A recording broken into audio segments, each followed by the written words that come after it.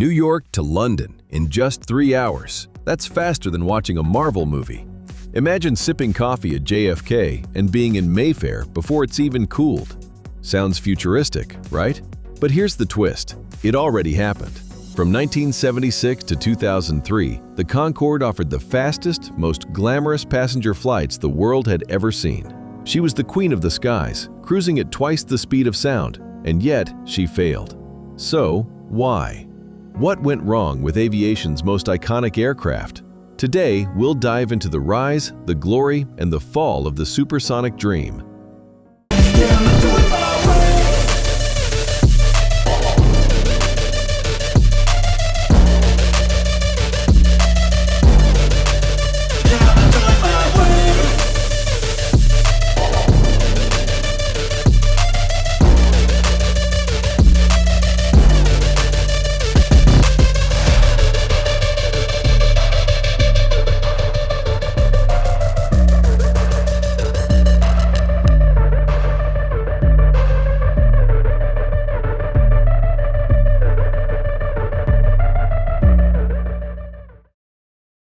To understand Concorde, we need to go back to the 1960s.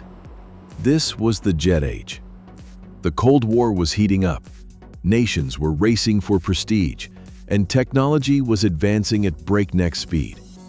Britain and France, historic rivals, joined forces for a bold project: a supersonic passenger jet. It was the ultimate look-what-we-can-do machine.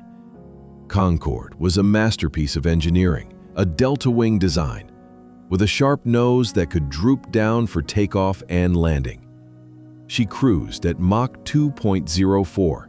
That's about 2,180 kilometers per hour, literally outrunning the rotation of the Earth. At 60,000 feet, passengers could see the curvature of the planet, the sky turning dark blue to black. This wasn't just travel.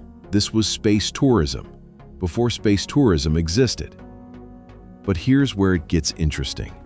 Concorde wasn't built for practicality. Only 20 were made. Just 14 entered commercial service. It wasn't about mass travel. It was about prestige, about proving Europe could match or even surpass America in aviation. Now let's talk about what it was like on board. Flying Concorde wasn't just buying a ticket. It was joining a private club in the sky. Tickets cost around $6,000 in the 1990s, over $12,000 today. The cabin was small, only about 100 seats compared to 400 on a Boeing 747, but those 100 passengers were the who's who of the world: celebrities, CEOs, royals, and rock stars. The moment you boarded, you were offered champagne. The menu? Caviar, lobster, fine wines. The flight attendants were hand-picked, trained to deliver service that matched the aircraft's prestige. And the view? At 60,000 feet, you were flying higher than the weather, above storms, above turbulence, literally in the stratosphere. On a clear day, you could see the curvature of the Earth while cruising at twice the speed of sound. But despite the luxury, Concorde wasn't perfect. The cabin was narrow with just 4 seats per row. Overhead bins were tiny, and the sonic boom meant you couldn't fly over land, so most of the world never even saw it overhead. The glamour masked the limitations. So, if Concorde was so advanced, why did it fail? Let's break it down. First, economics.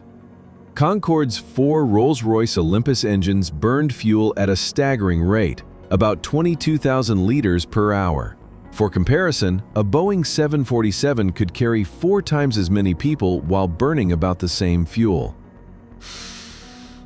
The 747 was a money-making machine. Concorde was a money-burning rocket. Second, the sonic boom. When an aircraft breaks the sound barrier, it creates an explosive noise that rattles windows for miles.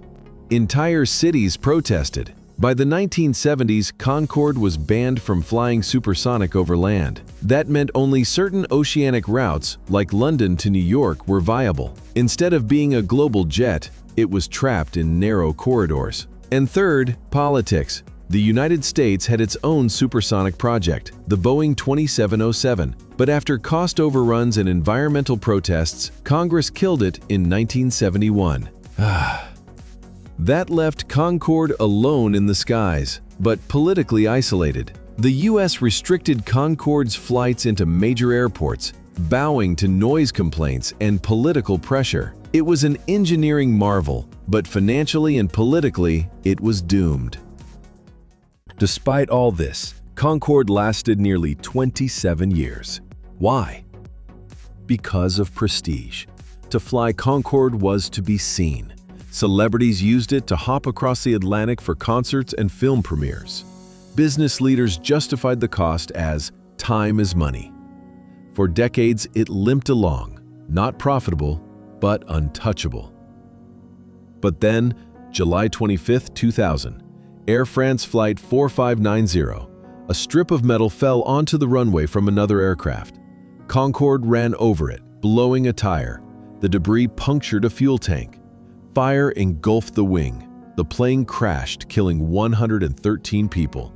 It was Concorde's first and only fatal crash, but it changed everything. Confidence was shattered.